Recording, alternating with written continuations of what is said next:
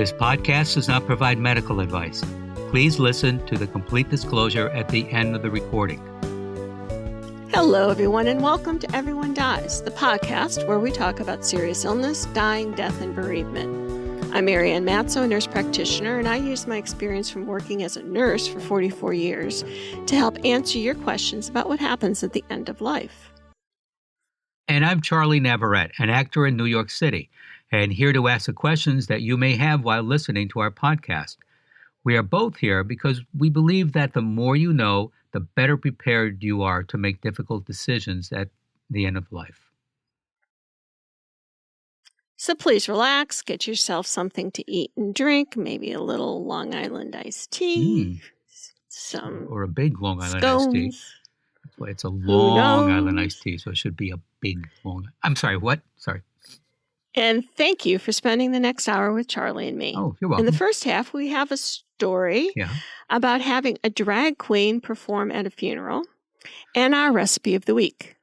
In the second half, we're going to talk about theme funerals, which can really put the fun in funerals. And in our third half, we welcome back Claire Lucky, known as the Grieving Bitch on Instagram, who will be talking with us today about the first hospitalization after her husband's glioblastoma diagnosis. So, Charlie, we're going into the world of drag queens. As Marianne said, our recipe this week is for drag queen cupcakes, inspired by drag queen Queen Henny, and published on Nick McCarty's food blog. These cupcakes are to die for and look good too. And along those lines, do you know that they make these cupcakes have like hair, and it's sort of like as in hair? Cotton. Well, it's like a cotton candy kind of thing that you can, like make it looks like hair. It's really cool stuff. Oh. So, and if you're going to have a theme funeral that includes drag queens, these cupcakes would be the bomb. Yes, maybe hair like Phyllis Diller. Then it would be balmy hair. So, along those lines, and keeping with our theme of funeral themes, have you ever wondered what it might be like to have a drag queen perform at a funeral? Yeah, I have, in fact. I know I've been kept up late at night wondering, what would a drag queen be like at a funeral? And then I fall asleep and have a nightmare. It's not as unusual as you think, for me to have nightmares.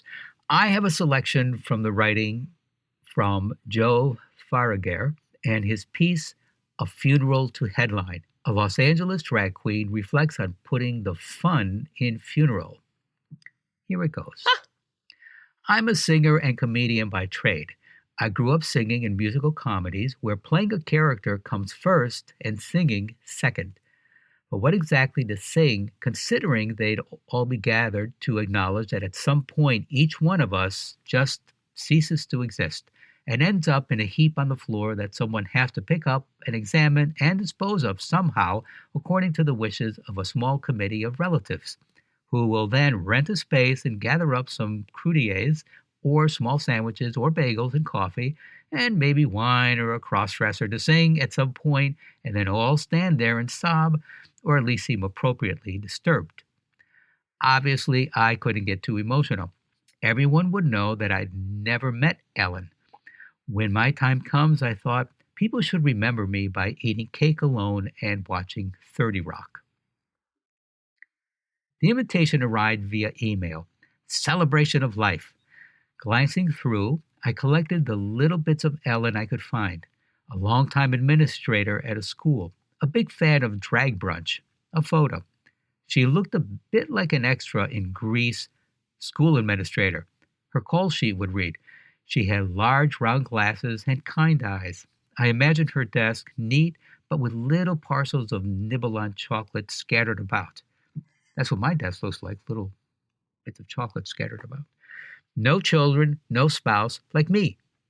Maybe Ellen loved drag brunch because it was felt wild and reckless, a moment of delight as every dreary convention fell away, the filing cabinets at her school that neatly organized students into genders and given names, the oppressive alphabet that my people long ago blew up in an explosion of beehives and glitter, of mimosas and blush.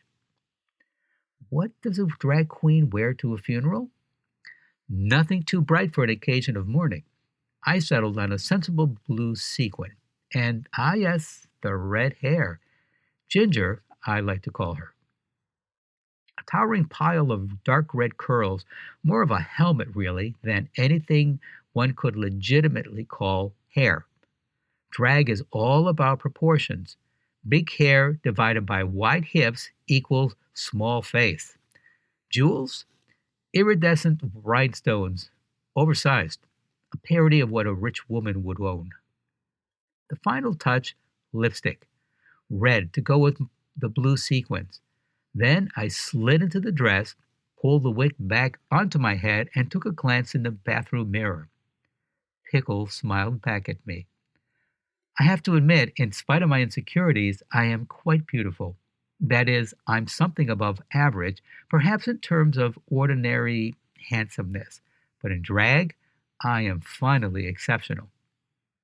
Ellen had suffered from a chronic illness, I'd learned. Her death at 52 had been both expected and premature. I mingled diligently, saying hello and offering condolences cheerfully, but not too cheerfully. The guests seemed delighted by my sudden appearance amid their grieving. I was very relieved to find I hadn't been part of some bizarre revenge plot cooked up by my client, as had once been the case when I'd been hired to pop out of that cake for an assembly of grimacing millionaires. Ellen would have loved this. She was so fun. An older woman, an aunt maybe, told me by the swimming pool. She really did make the most of her life, even though it was short. Ellen's brother announced me. Pickle is LA's leading drag sensation, and we are thrilled to have her here to help remember my sister. And I burst into the living room. The guests were seated before me on 3 couches or standing awkwardly behind them. A space was open on one of the couches. Was that reserved for Ellen? I heard myself saying something about being glad I could be there, and then the music started, and away I went. That's life. That's what all the people say. You're riding high in April, shut down in May. I felt a smile, a real smile this time, creeping onto my face as I worked my way through the song. I always forgot just how much I love it until it's happening. I saw the faces, beaming and enjoying my voice. Maybe it wasn't so bad after all. I felt at ease with these strangers. What's that, Ellen? Another? Laughter. I grinned and felt the lesser pieces of myself disappear behind my smile. An invisible, wide-eyed Ellen giggled and took $1 out of her purse. I accepted it, lingering on her wrist as she slipped into other worlds. I started the next song, Teenage Dream by Katy Perry. But I had reasoned with a somewhat taken aback Ellen, it's so slowed down that it will feel appropriate, and locked my eyes with a woman who started to cry. My Uncle Tommy once told me, if you cry, they won't. I stayed with her for a verse and felt something in my eye. A tear? Or maybe my eyelash was itching my waterline. In the moments between the chorus and the second verse, the music carried me, and I was nestled in that sweet space between all my thoughts and this group of people who trusted me, this perfect stranger, with their eyes and ears, and believed for a moment that this wasn't just any funeral. It was Ellen's, and she would have loved it. That is so sweet. It really is, yeah. That is something I never imagined before, drag queens. But after reading this, yeah, that would be fun. Please go to our webpage for the recipe and additional resources for this program. We hope you will follow us on Facebook and Instagram, and remember to rate and review this podcast. As a licensed nonprofit organization, we are dependent on the kindness of our beloved listeners and always appreciate your donations, which are tax deductible. If you find this podcast to be of help to you, please go to our webpage to donate so that we can continue to provide quality shows about serious illness, dying, and death and bereavement at www.everyonedies.org. That's dies.org. Marianne? Thanks for that, Charlie. So this week we're talking about theme funerals, and I don't know. I don't think I've ever been to one. Nope, I can't ever remember being at a theme funeral. But as I've learned and read more about them, I think that they sound like a lot of fun. So grieving the death of a loved one and trying to say goodbye make a funeral a difficult time for people. In fact, we often have a negative attitude toward a funeral because of past experiences and how television shows and movies portray funerals. Funerals do not have to be a depressing time, though. By personalizing the service to something that reflects the life that the deceased lived, it becomes less about saying goodbye and more about celebrating the way that the life was lived. Funerals can take any form that people want them to. Now, some Chinese like to have big, raucous, hot, and noisy parties. And what's more raucous than a stage full of drag queens belting out songs and wailing for the dead person? Since the 1980s, many rural Taiwanese have had strippers at their funerals. The thought is that the dead like to have fun. If they liked strippers while they were alive, they get strippers after they died, with a hole cut in the coffin so that they can peek out at the girls as they take off their clothes. Funeral strippers in Taiwan work on what are called electric flower cars, or EFCs, which are trucks that have been converted to moving stages so that women can perform as the vehicle follow along the funerals or religious processions. And I put in our show notes, there's a documentary that was done about these strippers at funerals, and they literally are like a parade float kind of thing, where they're going down the street on stripper poles and stripping. Any pictures that we posted? Oh yeah, it's a documentary. Yeah, absolutely. So theme funerals can be as simple or as involved as you want. For example, pallbearers dressed as stormtroopers and Darth Vader led the procession for a 47-year-old IT professional from Scotland named Andrew Strahan. Strahan was a lifelong fan of Star Wars films and was an avid memorabilia collector. His family felt that he would want to be ushered off by the Imperial forces to the strains of John Williams' score. Right. Now, a 55-year-old man from Puerto Rico was such a DC Comics intergalactic Emerald Space Cop fan that he insisted his embalmed body be stood upright in full Green Lantern regalia, complete with signature ring. Commemorative shirts were also made up, one even for the family's Chihuahua, featuring the Green Lantern logo to honor the late superfan. Now, some people love Christmas so much that they want their final moments with their family to be as festive as possible. One man took that idea to the extreme with a Christmas-themed funeral complete with reindeer and a manger filled with barnyard animals.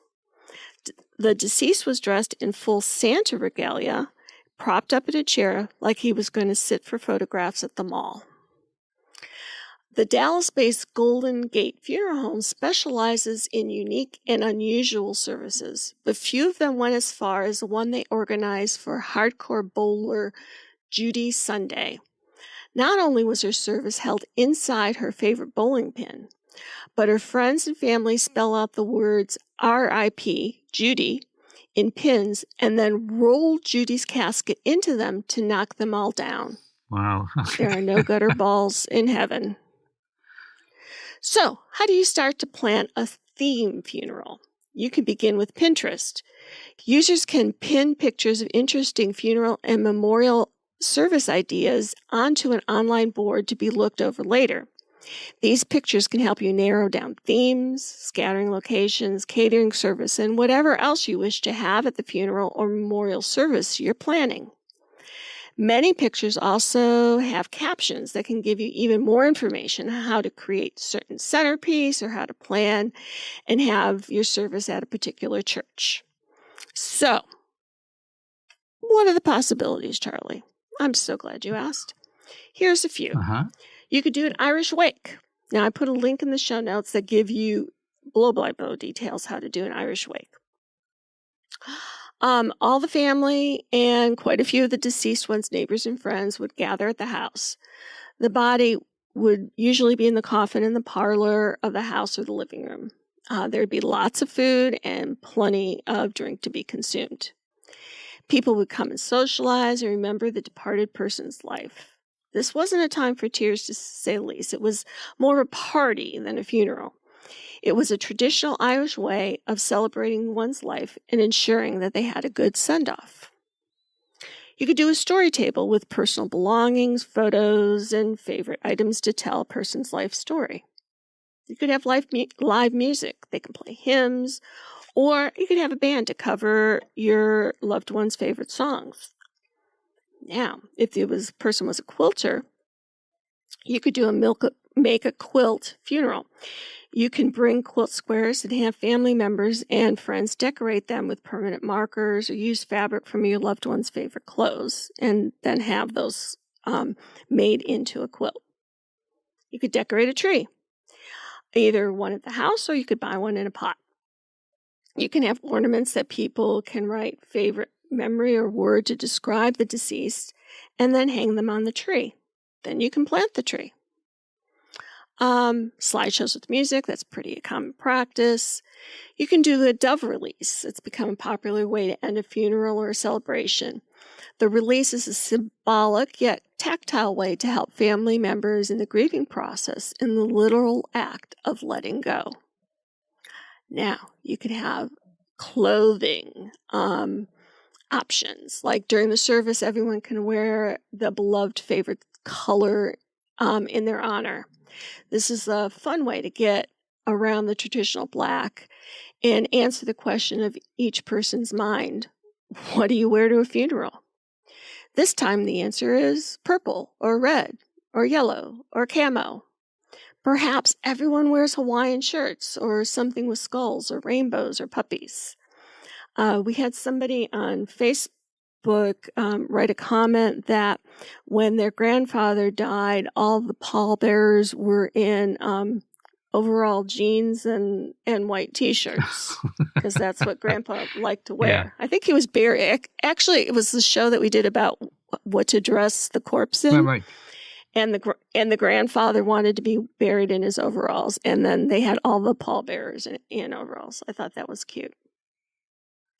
You can do memorial stones. You can set up a table near the entrance with river rock and permanent markers and instruct each person to write a brief note on the rock expressing their love, grief, or cherished memories. The memorial stones can then be read aloud during the service, or they can be scattered at a favorite fishing hole or hiking trail. They can be kept by the family, placed in a garden bed, or displayed in a glass vase. There's this whole thing now, I don't know if you know about this, Charlie, with rock finding, where people put positive notes on rocks and then scatter them about, and people find them and they're like, I never heard of that. Okay. That's so cool. I feel better. Yeah. And then they take it and put it in another place so that you can always be on the lookout for rocks with notes. You could have an open mic and share memories. It's a great idea to include an open mic time for family and friends to share favorite memories. These times are often the highlight of the service, treasured for unveiling little-known nuggets of touching generosity or laugh-out-loud humor, and allowing those who best grieve publicly to have an opportunity to express their thoughts and memories. Now, in our show notes, I have a lot of resources for where you can find kind of cool things. And one of them is our memorial pocket charms. These little trinkets or keepsakes called funeral favors are popular way to honor the memory of a loved one while saying thank you to those who attended the funeral or life celebration. They make pewter heart-shaped pocket charms. They come in like a little organza pouch and include a printed card with a memorial poem. The charms are very popular memorial service idea. They have shamrocks, they have angel designs. But it's kind of nice. I went to a funeral once and they gave out seed packets of sunflowers with a little poem on it that the person who had died had really liked sunflowers and to go and plant the sunflowers to remember her. And I thought, that's really cool. Yes. And I had a patient who died once who loved to fish, and his wife came back and gave me a keychain with a fishing lure on it and had some poem about fishermen. I don't remember what it was, but it was a funeral favor that they'd given out at the funeral. So I thought, these are cute ideas. Think about the person and what would be a good way to remember them. Now, they also do memorial tree seedlings. You can give out a memorial tree seedling to all the attendees. This is a meaningful and life-centered way to pay tribute to your loved one. You can ask the guest to report back about how and where they planted their tree. It's always encouraging to know that there are trees growing throughout the region in honor of your loved ones, allowing their memory to live on. You can do a memorial photo, pass out photo buttons of the loved one, which can be worn during the service or celebration. This will provide a sense of unity while also giving each person a memorial keepsake to take home. You can consider making them yourself as a do-it-yourself memorial service project. If you have a crafty person in the family, this can be a way to get them to help and use their abilities and an opportunity to use their imagination. You can create a personalized button, make a photo clip attached to flowers, or create necklaces and wristbands with the photo as the charm. You can also make Christmas tree ornaments. If the memorial service is around the holiday season, consider giving out Christmas ornaments. You can do fireworks, light off fireworks during or after the memorial service to provide a splash of color and light, and to emphasize that the purpose of the memorial is a celebration of life. This will truly be a memorable event for all who attend. Now, you can do floating lanterns, and as you know, I do like Amazon, and they make them on Amazon because I looked, and they make biodegradable ones so that the whole thing will biodegrade, and you're not going to leave pieces around. So these floating lanterns, known as sky lanterns, have been a traditional part of many cultures' celebration and holidays for generations. Lighting a candle for the deceased is a common memorial tradition, so it's fitting and beautiful to combine these traditions by lighting sky lanterns during or after the memorial service. Now, we did this at our wedding, and it was in March, and it was a little bit dry, and one of the sky lanterns headed right into this tree that wasn't doing too well and set the tree on fire. I see. But not a whole lot. And it went out. But it was a little hairy there for a little while. So make sure that you're somewhere safe if you're doing it. You're not going to set the town on fire.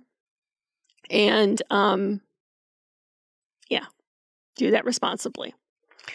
So if the deceased was active on social media, you can have attendees live tweet, do the hashtag their Instagram photos or post photos and messages from the service directly onto a memorialized Facebook page. You can invite people to post photos and stories to the person page or tag them in a post. You can create a hashtag, like, for example, hashtag in memory of John Doe 2022. And then there'll be an online digital location for family to see photos from the memorial service, interact with families, see old photos they may have never seen before, read stories of their loved one. You can create a memorial website for free and encourage everyone to post photos, condolences, memories, farewell messages.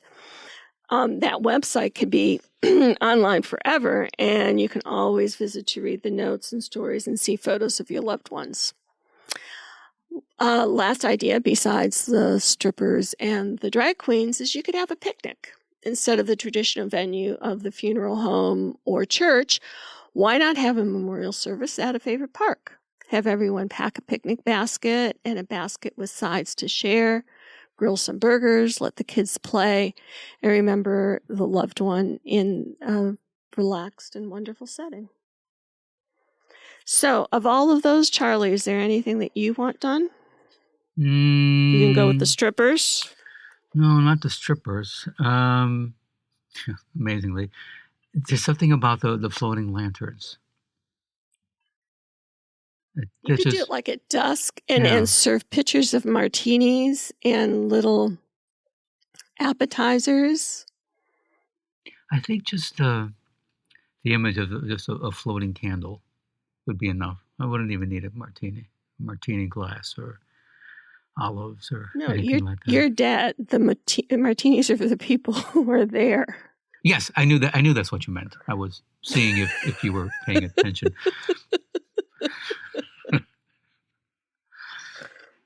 What about you? I like the idea of like a really, grand party where people laugh and tell stories. But I think that if I was sick and I knew it was coming as opposed to just dying in my sleep, I would like to be there. I'd like to have my funeral while I'm alive. Right. Yeah. Because I want to hear what people have to say, and I want to hear the stories, and I want to eat the food. And and people do that. They have is there a name for it? But basically a funeral party for themselves. While they're still alive. Is there a name for it? It's a celebration of life. There we are. That's what I'm thinking of. Yeah. Yeah. Which makes perfect sense. Yeah. Yeah. Why have a great party and not be there? That's true. Yes.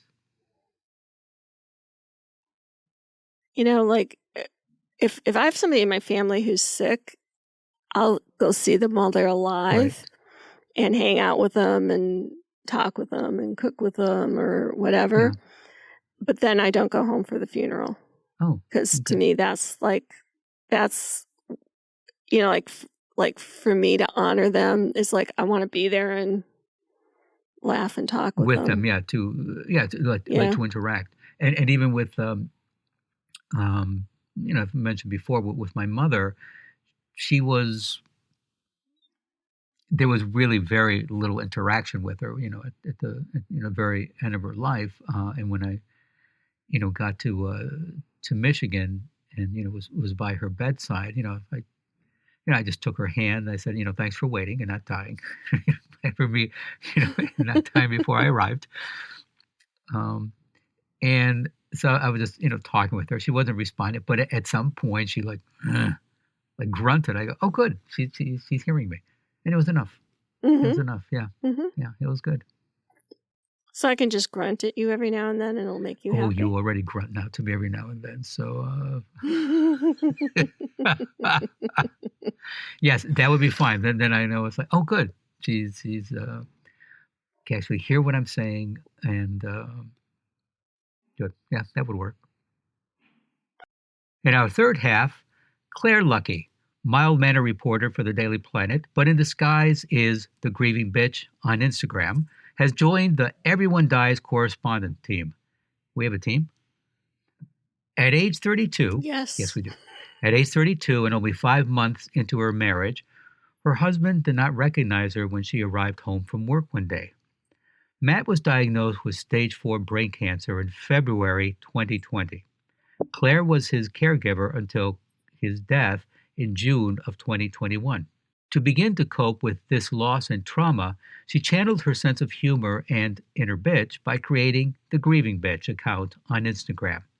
Claire is sharing her grief journey and the challenges as a 34-year-old widow living in New York City with Everyone Dies in her regular bi-monthly third half segment. welcome to our third half, where we are joined once again by Claire Lucky, who is on Instagram as the Grieving Bitch. Hi, Claire. Hey, Marianne. Good to have you back. So when last we tuned in, we had kind of left off with your and Matt's story with that weekend where you knew his diagnosis, Matt didn't, and that Monday morning you were going to go in and to see the doctor, and the doctor was going to give that diagnosis to both of you with, letting Matt know that he had glioblastoma, and this, and the neurosurgeon said that he's going to need to have surgery. There's multiple tumors in his brain. They did surgery in terms of being able to try to remove. Always with cancer, the best treatment is to remove it. And if you can't remove it, which is in the brain, everything's all kind of smashed in that skull. It's really hard to get in and pull things apart. Then there's chemotherapy, sometimes there's radiation. There's a lot of treatments that go with that. So we were going to start today with talking about this trajectory from getting that diagnosis and what happened. So where do you want to start with that, Claire? Well, if we start from where we left, we went into the doctor's office and he told us the cancer was back. And it really came down to us having the brain surgery so we could figure out if it was stage 3 or stage 4 cancer, and that would dictate Matt's prognosis. Mm-hmm. So we made a quick and wise decision to go with surgery, and Matt had the surgery within 3 days, and unfortunately the pathology confirmed it was stage 4 cancer, glioblastoma, and it was really the type of cancer that, it was our worst nightmare. It was big bad brain cancer. Mm-hmm. And stage 4 for our listeners, I've often had patients who said to me, well, it's only stage 4, and I've kind of sat with them and said, so how many stages of cancer are there? And they said, well, usually there's 10 of things, right? So there's 10 stages. And they kind of look at me and they said, well, how many stages are there? I said, well, there's 4. And they get this look on their face like, oh, it's not as benign as they thought it was. Did you guys know what stage 4 cancer meant? We were saying in 2017 when he got diagnosed with stage 3 cancer, we were saying at least it's not glioblastoma.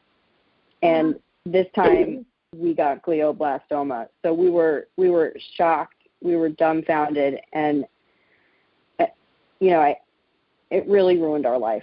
That's what we felt. And at the same time, we felt like it was time to put our armor on and do everything that we could to prolong Matt's life. He wanted, his priorities were to spend as much time with me and his family that he could. So we did just that. And the surgeon was only able to safely remove 2 of the 3 tumors. So we made a choice to go through with radiation therapy following surgery, and the tumor responded well to it. It shrank a bit.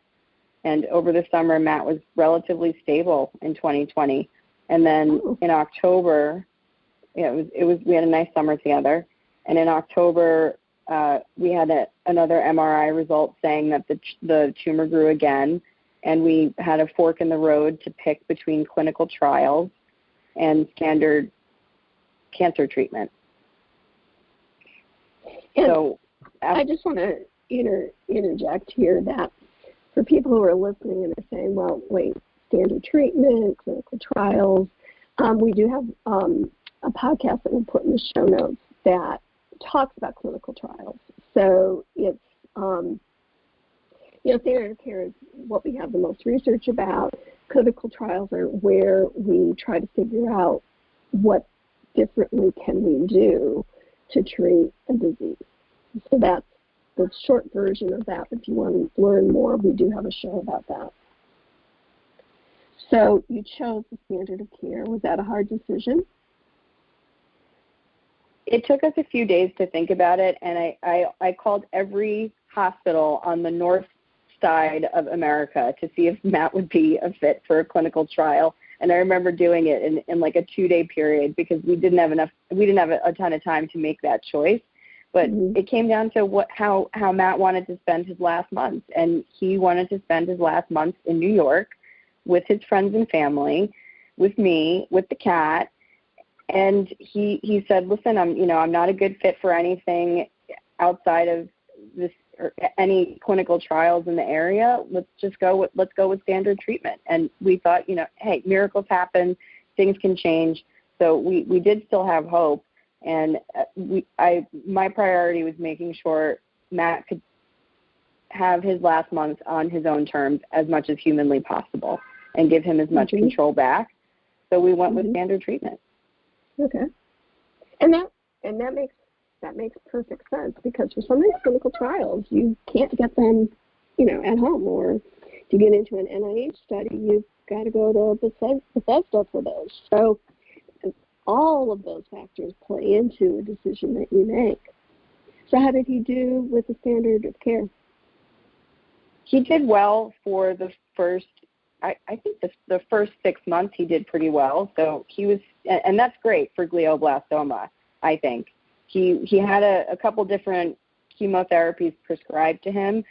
And in March of 2021, the doctor saw his tumor stable for a couple of months at that point. And he said, come back to us in May. And having 2 months to not go for an MRI was great. We had our COVID vaccines at that point. We were able to go to lunch almost every day or do certain things that we weren't able to do for COVID. And sure enough, we go back in May and we get an MRI, and I almost fell off my chair when I saw the MRI results. It looked like there was a tumor covering half of Matt's brain. And what was really going on was the tumor had grown significantly, and there was a lot of swelling around it. And suddenly we were, kicked in the stomach with glioblastoma again. And I was shocked, and I was crying throughout the whole visit. And the doctor very pointedly asked Matt if he wanted to continue with treatment, and he resolutely said he would. So what we decided to do was go through one more round of chemo, and then he was also put on a blood thinner to help reduce the swelling. And the next day, I called my glioblastoma mentor, and I told her everything that I just shared with you. And she said very delicately, and we had been working we were a mentor-mentee for about 6 months at that point, and she said very delicately, I think you should go back and get another prognosis. And that's when it really hit me that we were in deep water. And so what she's saying when asking for another prognosis is that, when you talk to your surgeon or your oncologist, as you're saying, essentially what's your best guess for how much longer we have. And we need to remember that there's so many things that we don't know that it's a guess. It's looking at everything and saying, well, I think it's 6 months. I think it's a year. I think it's a few weeks. Usually when we talk about minutes to hours, hours to days, days to weeks, weeks to months, months to years. So what did your doctor say? Our doctor told us, well, actually, let me revise that. I did this independently outside of Matt. I wasn't I didn't know what he was going to say, and Matt was in such a delicate stage at this point that I felt it was on me to really take in the information and figure out what to do and how to and steer the ship, because it was clear that I was going to be steering the ship.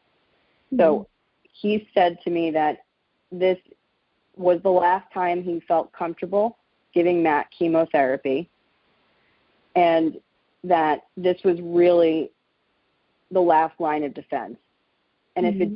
if it didn't work, we were going to have weeks. And if it did work, it would buy him a few months to say his goodbyes. Mm. Isn't it just such heartbreaking news? Because how old is this at this point? 33. And I'm still shocked repeating that that's something that was said to me. And much like how I felt with his diagnosis that was given to me alone, I felt alone again, that I had this information and I had to figure out how to move forward with it and how to put Matt first and mm-hmm. how to try to put myself second or just survive at that point. Well, and plus all of that and COVID and your own grief, your own loss, your own youth. I know that when I was 33, I thought I really knew a lot, and there's a lot we don't. I mean, I'm twice that age now, and it's like, yeah, I didn't know as much as I thought I did at 33.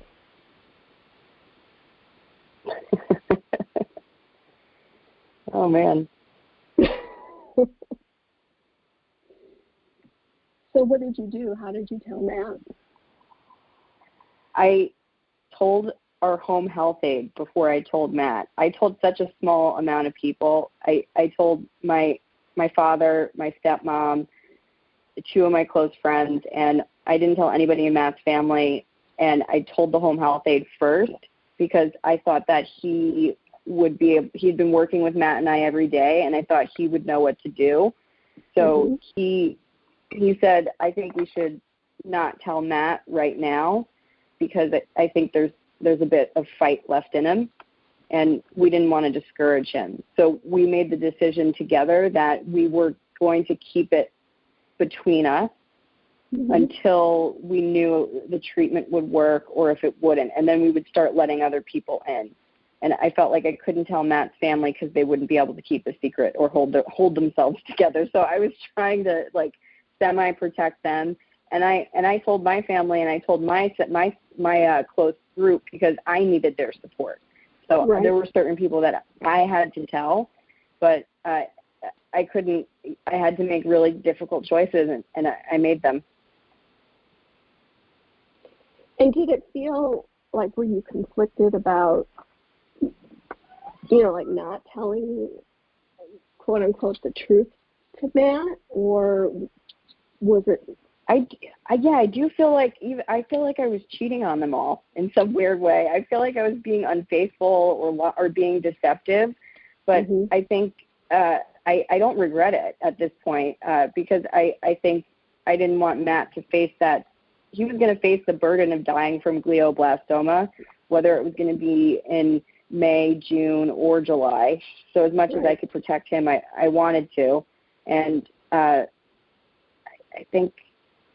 I can put it on the record and say, whoever my caregiver is, when I get to the end stage of my life, do the same. Mhm. Well, that's what healthcare has done for probably since the beginning of healthcare. Is that it's called paternalism. It's that that idea of like being a parent. Like, I'll just deal with the details. You'll be okay. I'll keep those things to myself, and you just live. And that's really hard when it's, a husband and wife situation, but it's also a very loving response to let him have, sort of not have that on his mind. Does that make sense to you? Yeah, I mean, and at the end of the day, during that next bit of treatment, he was mostly focused on cookies and hockey and being outside. So that's great. Mhm. It is great. It's a great gift that you gave him, as opposed to, you know, some of the alternatives that could have come if he had been like, oh my God, I've got 3 weeks left, or whatever. You know, if somebody had told him that. I mean, he knew it was a limited amount of time. It's not as though he didn't know. Like back in the day when I was younger, they wouldn't even give people their cancer diagnosis. They'd say, "Oh, it's just something wrong with your tummy." You know, they wouldn't say, you know. And I mean, I saw that within my own family, and it was like so hard. That burden of that secret was so hard, because you didn't, back then, it'd be like, you don't say the C word, you know. You didn't say it. And so, you know, times evolved, but still there's something to be said of, yes, I know I'm very sick. I know I have a short period of time, but what will really be different if I know it's a month or 3 weeks, you know? Yeah. So, and I also think it gave me the opportunity that I knew what was going to happen. So I filled the house with plants. I called a lot of his friends to get to schedule visits and things like that, because I think Matt wanted to see his friends, and it really perked him up. So I was able to kind of work behind the scenes, knowing what could happen, and make sure the home was ready for him to pass in. And I'm glad the home health aide was with me to make that choice. It made my life easier. Absolutely. And so we're in May, and he's given that chemo, and did the chemo not work? It did not. It almost two weeks to the day, he got a second dose of the blood thinner, and he got up in the morning to go to the bathroom, and he came back out, and he was assisted using a walker, and then he went to shower, and our home health aide was here, and Matt was having such a hard time standing that I just called Memorial Sloan Kettering. I called our treatment center, and it didn't feel right. And they asked me to bring him to the hospital to be evaluated immediately. And I think in that moment, I knew that treatment wasn't working. Mm-hmm. And so when they evaluated him at Sloan Kettering, did they keep him at the hospital? They send him home? What happened? They kept him, and it was over Memorial Day weekend, and they got another MRI because they were trying to rule out if the cancer had spread to another area of the brain or his spinal cord, and none of that happened. But I did speak with the oncologist, and he gave me the sobering news that the tumor was simply progressing. And it just, there was nothing else we could do with treatment. There were no other options. And that is, I like your wording there, Claire. There aren't other options to treat the tumor, but there's lots of other options and opportunities for care at this point. Sometimes people use the language that says, well, there's nothing more we can do. Well, no. There's things that we can do. They're just not curative, or they're just not going to stop the tumor. And you move from that active treatment care to palliative care and hospice care. Was that your experience? Right. So that was, I knew hospice was going to be the next step if treating glioblastoma was not an option. And I think Matt really, the doctor had told me that, and the doctor shortly after informed Matt and Matt's family of that news together. We were on a Zoom call because of COVID, and we all discussed it, and we all discussed what hospice would look like. And I, being the diligent little student that I am, I was reading a book about hospice, and I was comfortable with hospice, and I knew Matt was going to be at home for it. I knew that was his wishes. I couldn't tolerate him being in the hospital. I would turn into a crazy person if he had to be in inpatient hospital. And that's just me and him and our relationship. I know that the in hospital hospice is not a bad place, but I knew Matt's wishes, so that's what we did. And after Memorial Day, we transitioned him home. Well, in-hospital hospice, for our listeners, is really for really acute symptom management. So if somebody's having terrible pain in home hospice and it, for whatever reason, cannot be managed, what we'll do is we'll send somebody to the hospital hospice care, palliative hospice and palliative team, which will have the skill set and the technology to manage symptoms that aren't managed, that can't be managed at home. Get them into control, get them on a treatment regimen where it works, and then send them back home. So, that hospice, that inpatient hospice in a hospital is really for symptoms that can't be managed. So, Claire, thank you for telling that very sad and very difficult story. And we'll pick up in 2 weeks when you're back on to talk about that admission to hospice and what went on after that. Is there anything else that you want to add before we say goodbye? No, thank you so much for letting me share. Well, thank you for your willingness to let our listeners kind of, in a way, sort of be voyeurs into this experience that you and Matt had and learn from you and make it what you're doing is making it easier for other people to be able to say, oh yeah, Claire talked about that. Yeah, I understand that a little bit better now, or I'm better prepared because Claire told me about that. So thank you for doing that for people. Of course, voyeur away. All right, we'll see you in 2 weeks, Claire. Thank you. Thank you.